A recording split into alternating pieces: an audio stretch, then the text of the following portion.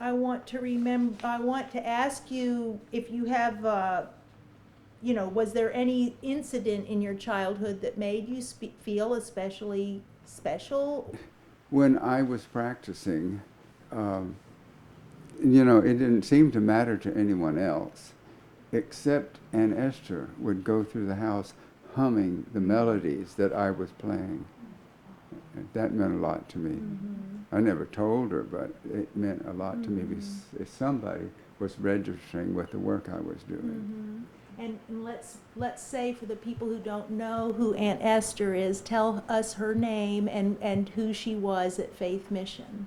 She was Mrs. Esther Hadley, and she worked, originally she and her husband were missionaries to the Indian nations out in the West. Excuse me. Yeah, my face.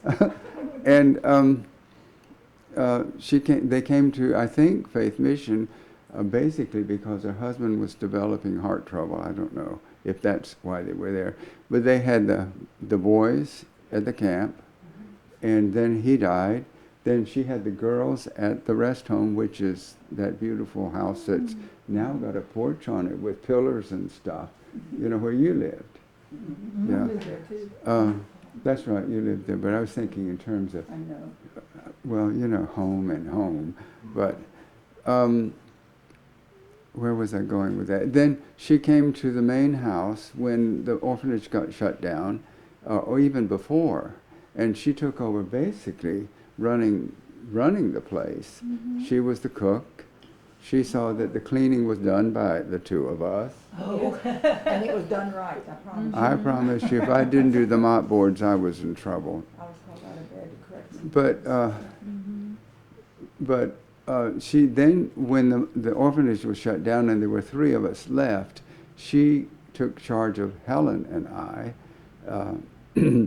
and she said to us at one point, and I think you were there, was that we all three grew up together, because we learned eventually that, formidable as she was to us when we were little and uninformed, that she turned into a very supportive and caring person.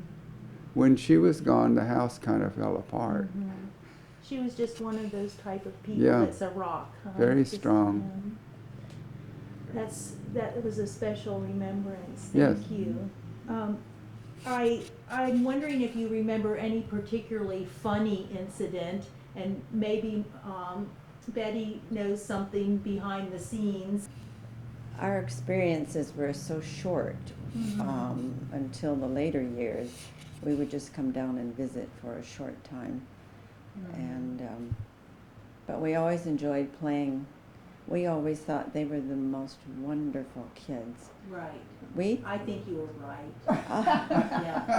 Really, it's so interesting because my sister and I both just thought the mission kids were really special. And we loved being with them. Well, I can say that legacy survived because I was sharing with Art earlier that when I was growing up around here, it was always pointed out to me, that's where the Faith Mission was. That's where the children attended school. So even though I had never gotten to meet Helen or Art or any of the other children who grew up there, it was a legacy that continued in a very admired and respectful way around here. I do too, go ahead. And then they knew how to talk turkey talk. Yeah, And we didn't, and they were always talking about us. I don't know. But then why be lever and taboo tabak taboo? I mean, we be stabil taboo. How did you teach yourselves to do that? It's just a version of Pig Latin, but harder to understand. And Esther could understand Pig Latin, so we had to learn turkey talk. I get the feeling there was a little mischievous. You think? Yeah, I think that's great. I want to say something about Mama Margaret, and when I was just a little tyke, I loved her. She was just precious. But on a Sunday afternoon, because we had our own Sunday school there, Papa did the Sunday school and all this bit, and we had on our Sunday best our little patent leather shoes and socks and our cute little dresses that Dottie stayed at 5 o'clock in the morning to make sure they fit right.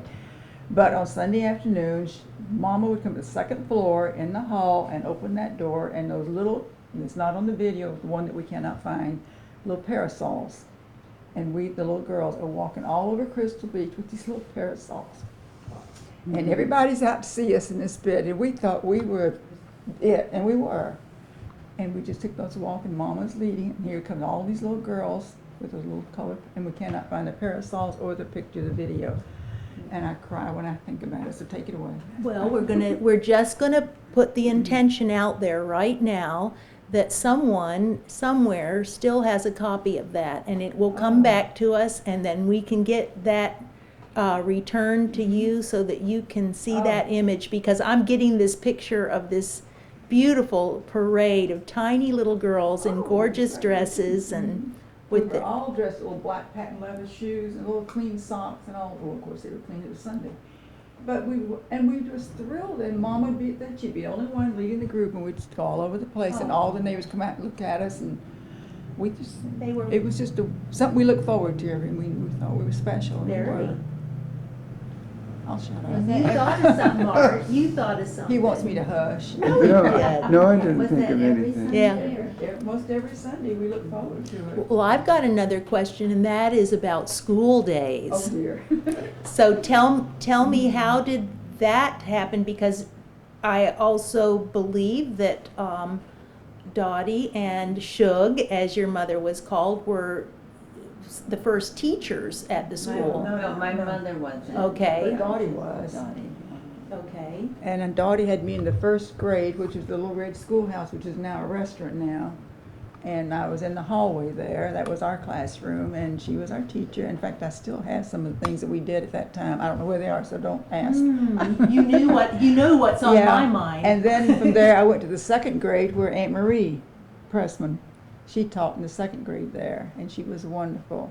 And then in the third grade, we went to the public schools. That's where we were encouraged somehow to go to public schools. But that was a little red schoolhouse, and we had our own little bus that took us there and so forth. Okay, I'm finished. I got to go to school at 5, and I don't know why they decided that I was going to go to school at 5. I must have been precocious. I must have intimidated. Dottie was my teacher. All I remember is the little chair and sitting in the front row. Or she could keep her eye on you. I guess.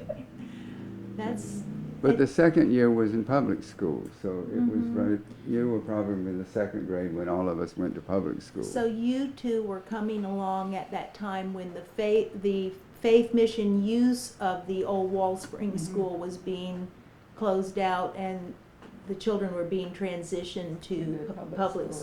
schools, I'm thinking. And we went probably from being very insular to being a part of the community, at least that much. And do you, yes, I believe you must have, do you have any remembrance of what that was like to be going to school with, The public schools? yeah. It was an experience. But it was fun. I mean, we made friends, and we could, play with a lot of the outside kids away from the home in this bit. And I had a wonderful teacher there, Irma Morris. I still think about her. She was so kind and so sweet. And we were accepted, at the school because, we just weren't always mingling with everybody. And Because we didn't- were scrappy. Told it like it We is. did pretty well with sports and that sort of thing. But I went to Ozona, and by the time, I don't remember my second grade teacher, by the time I was in the third grade, there's almost a legendary name in the area, Mrs. Revere. Daisy Revere. Oh, was she amazing. She played the piano, and she played piano for church, and she played brum, brum, brum. I thought that was the most beautiful thing I've ever heard. She rolled every chord, brum, brum, brum. But I loved her. She was just amazing, gracious, elegant. She was amazing. And even as an adult, August, Betty's father, and I went to visit her over in the Wall Springs area. Because she lived It out was- on Indian Bluff Island. It was such a privilege to see her again. Yeah. Well, I have a memoir that she dictated, and I'm going to make sure I get a copy to you because you Good. would enjoy reading that. Okay. Yes, there's a lot more to the Erickson family and the Miss Revere, but that's wonderful that you had that exposure to Yeah. the music at Ozona Elementary. Yeah. How nice. So I'm also wanting to ask about the being on the waterfront in Crystal Beach. How often were you allowed to go swimming? You just didn't go when you wanted to. You waited till you were told you could go, right? Or if you cleaned your plate, ate all your food, or if your room was clean, you got rewarded and go. So, We got to go whenever we wanted to. well, tell it. Girls and boys, Oh, right? no, There was no, a- the only, Absolutely. we didn't go together. No, No. it was The only time it was separate. mixed is on for the video. The video is that was misleading. Right. Yeah. All of us happy Because children we were did not. frolicking in the water. Oh, it But- was. But we never swam together. Mm-mm. I see. So this was indicative of the times as well. I mean, Sure. I actually experienced that in my youth too. Sure. That girls kind of hung together and played together, and And those bathing suits were the Wool. worst. They were They were wool. Oh my God. Have you ever swam and had a wool bathing suit on? You know what torture is. oh wow! I don't think I want to find out. Oh. And then we used to catch the fiddler crabs for Papa, you know, so he'd go fishing. Actually, we swam with the tides. When the tide came in, we would swim at high tide. And the Beautiful. high tide was not always the same, but we always swam at high tide. And later, did you get to go swim out to the spring off of the camp? I did as a teenager, The spring didn't- but I don't think as children, even when I was Not as in children. summer camp, we didn't go out to the spring unless, I think maybe it was out there in a boat once, but not to swim And out. that's the offshore one. Yes. But then, were you ever swimming at Wall Springs? We swam at Wall Springs, but we were teenagers by then, weren't we? I didn't swim at Wall Springs. You didn't? Uh-uh. Philip took me. Where were Well, you? Philip took me a lot of places. He didn't take me to Wall Springs. Where did you? Yeah. That's not nice. Oh my, Helen, I want you to tell the story about how the clothes came in. Oh, Please. well, the clothes came in. Apparently, the home was informed of different ones. They could go by and pick up the clothes, it's like the other stuff. But anyway, they would be taken upstairs to the second floor on the back porch. And then Dottie would go through a lot of things and designate the different ones. I mean, everybody was able to get, there were shoes as well as clothes, and some of them were very nice and some of them were not. But that's the way we were clothed. Except on Easter, we had brand new clothes, because Dottie sat up all night and got those things fitted for us in this bit. So yeah, but apparently the different organizations would either bring the clothes by or they would inform the home and they'd go pick them up, just as we picked up day-old bakery goods and all this bit, and went to the open market to get the avocados that kind of squished out of the basket. And But as far as the clothes, they all came in pretty much. And so you were at school once and someone was complimenting you. Oh, yes. I remember I had on this real pretty skirt, which was my favorite, and she says, "Oh, that is so pretty. Where did you get it?" And I said, "Well, it came in." She looked at me like I was crazy, and I said, "It came in." Because that She was says- in your vocabulary. Exactly. So I didn't know what, so yeah, it came in. And she didn't understand, and I didn't know how to explain it, except it came in. And That was it. yeah, it would take a while to Mhm. realize, oh, other people don't have necessarily Uh-huh. clothes that come in. So a lot of the things that were necessary to the running of the home were provided by donations. Exactly. And this was quite different than many people experienced in their home life. Can you tell about the peanut butter? Oh, no. Probably not. I know there were some nicknames that you had within the family. We've Isn't- already heard isn't this a Dottie Christian and organization? Shug, and we know that Art is called Pete. What was your nickname, Miss Helen? Priscilla Primpress. Nobody Seriously. really called you that, did they? Yes, they did. Who did? Probably you. No, I didn't. No, I was kind Was of, it the girls that you? I guess, because Yeah. I was called that. And I think you mentioned that even some of the donors that were regular, that you depended on, they were called by nicknames. I think so. How far I is this can't thing remember. going? I hope it won't offend any of the former donors' families. All I can remember is the Augenbog. That's the only one I can remember, and he was I suppose he was a very visible person, Mhm. especially to those of us who were young. We'd poke us in the belly with his cane, Mhm. and he would With say, "Say it." No, out of the pinky boom, or something like No, that. I'll say it the way he really said it. How did it bink to bink to bonk? I just wanted you to say it that way. I like this. This is very much demonstrating the little bit of rapport that was going on, I think, under the radar all the time.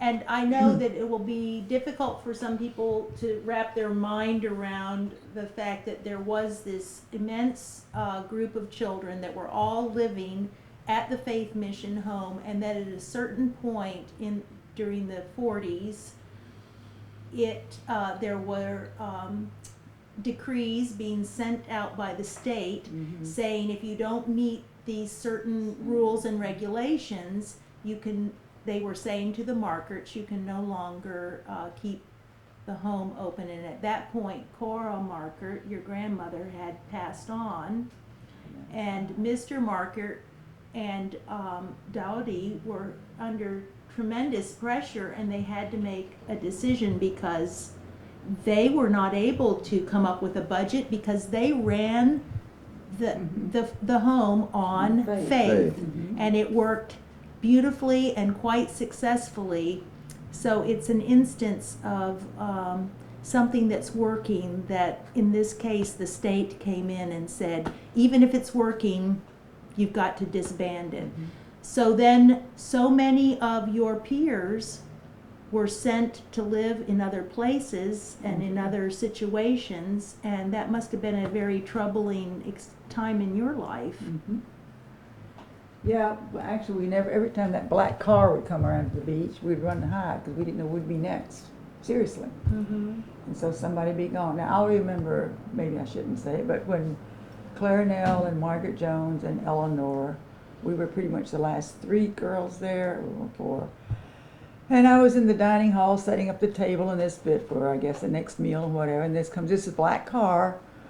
We'd have loved to flatten her tires, but she came, and of course they had to leave. And so I'm there in the dining hall, and I'm very upset because you never know when you're going to be next. You don't want to be next. That was home. I didn't want to leave, but this is where it was going. So as they pulled off, I was back in the dining hall, and of course I'm not good at holding back tears, and that was not good. But Claire Nell supposedly went to her parents, which we've never heard anything more about. Eleanor, don't know what happened to her. Now Nita, I do keep in touch with her. She's in South North Carolina. But it was a sad thing. And Dottie came and she says, "It's okay, honey, we'll find a home." I didn't want a home. That was my home. And you were taking everybody else away, so I couldn't respond anyway. But that's not what I wanted. I didn't want to leave, but I was upset that they were leaving. So Of my course, experience there, and it was not fun. and you were just a few years older. Art, you were there watching this happen as well. What was your experience? There was a lot of confusion with the fact that the children were leaving, and one of the things that was difficult was that we were never told. Things just happened. We were never told. And even as adults, we had to ask direct questions to find out, even if we got a direct answer. We figured it out over the years that it had to do with the finances. The state couldn't say, you can run a thing on faith. I think I wrote in my memoir that that I remember being anxious to leave, and then standing on the porch realizing I wasn't going. And it was like, all of my life had left. All my friends were gone, and I was the only boy left. And there were just 3 of us left. And what was that about? And suddenly I was moved from the inn to the 2nd floor, back bedroom.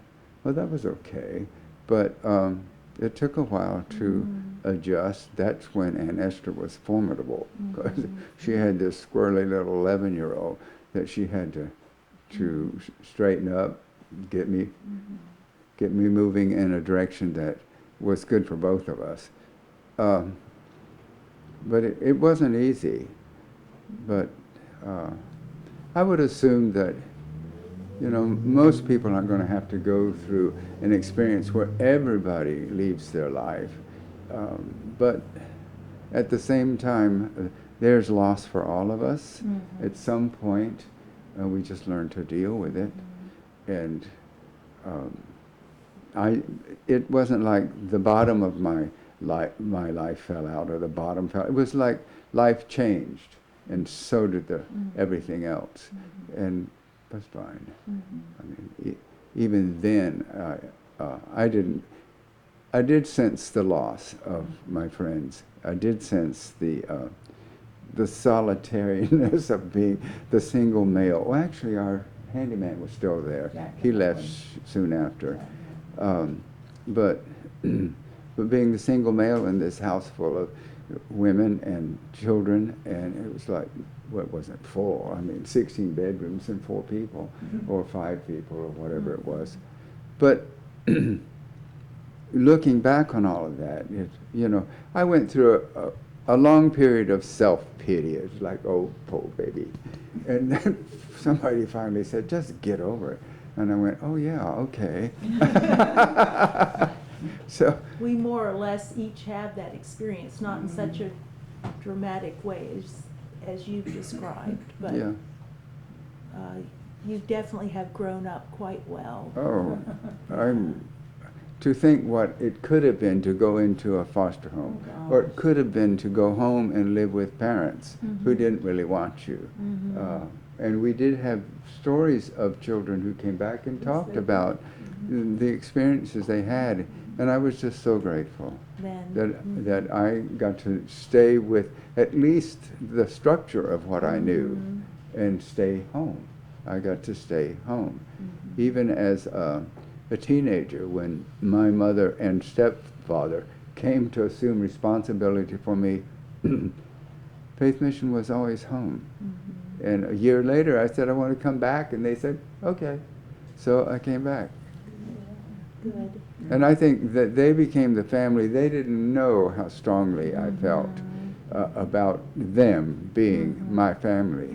But because I had such strong connections with them, whether they had them to me or not, I don't know. But I think so, because I was always welcome. Thank you so much for sharing that and being so candid with us. I think we all find points of connection, even though we did not have your experience. There is something in each of our lives that mimics some of what you went through. I'm thinking that I want to make sure if there was any other, I know that the people who will be watching this will think, why didn't you ask this, or why didn't you question about that? So does anything come to your mind? This is a very big story. It's a story about which a movie could be made, because the dynamics and the ideals that were reflected in what you experienced as your childhood and some of the conflicts make for drama, right? I would like to say that, of course, Pete had his mother, and that there to come in and talk this bit. They were trying to find my folks and never could. Apparently, and one night, this when Papa was still living, they called me down at the dining hall, and he says, Helen, we cannot find your parents. They have tried. The welfare department of the state had been trying. They could not find them. And he says, I'm not telling you this can happen, but if you choose that you don't want to go, we will see that you get through high school and, you know, continue with your education. Of course, I'm like, I don't want to leave. You know, this was home. You know, it was home. And remember the big old table there in the kitchen, they're all around there. So he said that he would talk to the welfare lady again. And a couple weeks later, he called me down again and he says, okay, you can stay. So with that, I was able to stay. And then they did see, I went to Toccoa Falls for the 11th and 12th grades and then on to college. And the x-ray over here in Dunedin and so forth. And Chase Richard caught him and he got worn out. He's no longer with us now. But it's been a good life. It's been good, and I'm very thankful. I mean, every life has its trials and tribulations, but hey, God's been on our side. And He's not going to let us down. We can't. That teaching of looking to somewhere bigger than all of us for the sustenance we need, that lesson did perhaps. And I do have to say that when we had Bible conferences, they had some wonderful musicians that provided the Swiss bells and the marimba and xylophone, the triple octave chimes, didn't we, Pete? Yes. And We have some wonderful the people photographs. loved it.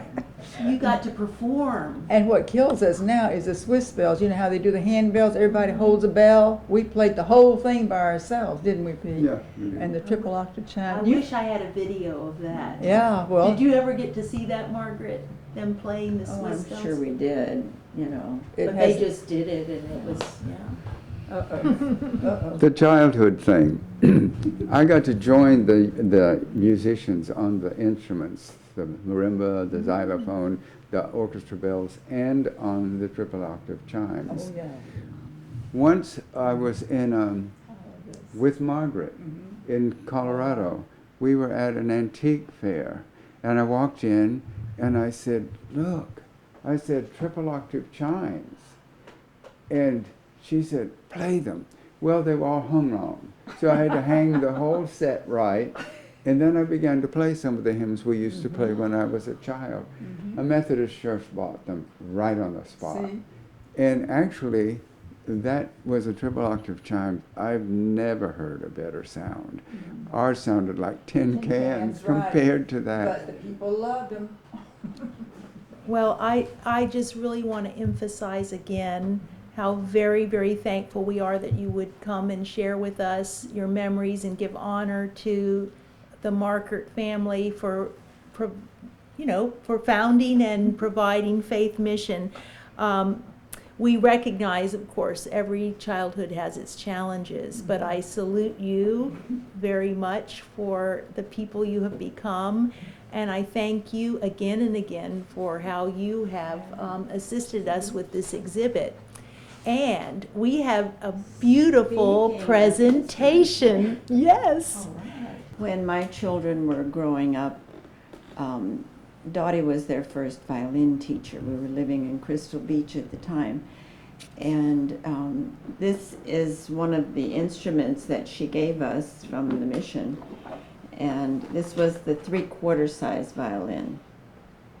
So I would like to have that here Oh. on display with the other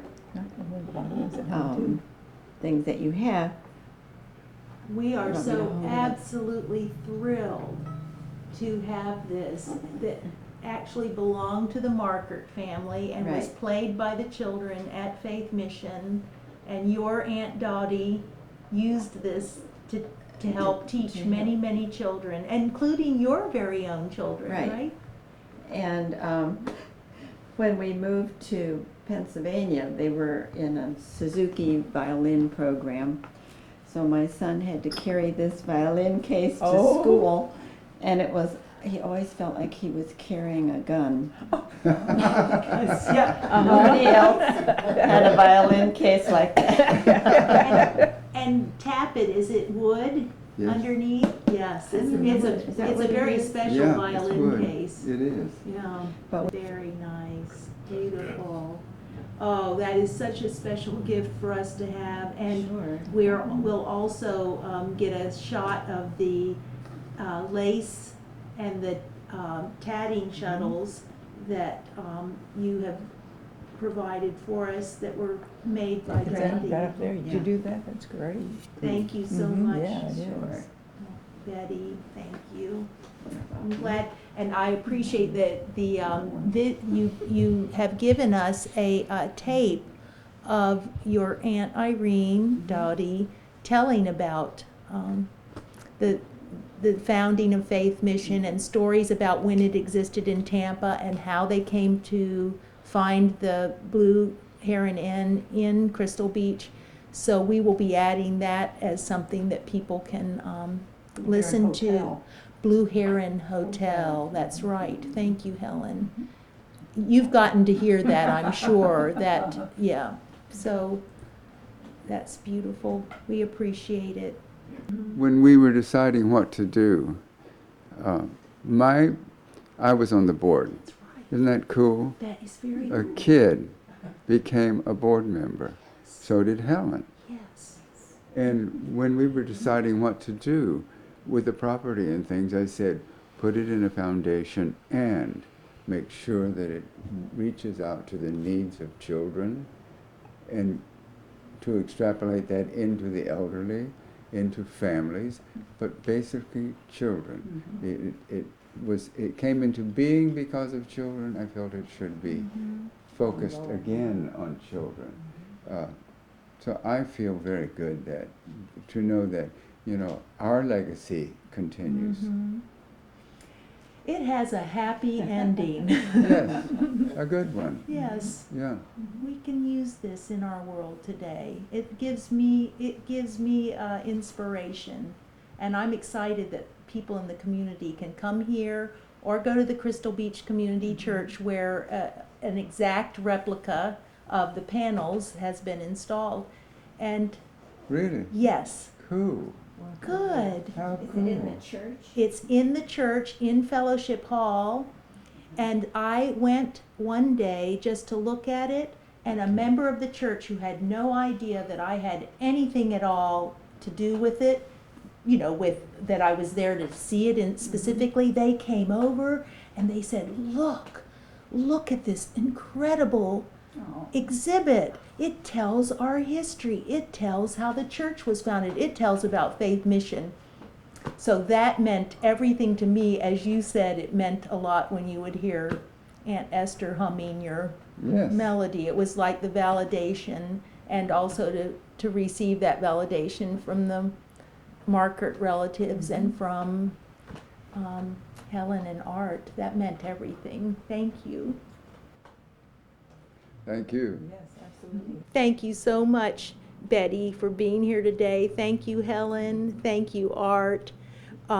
It's been a pleasure to get to speak with you here at the Palm Harbor Museum.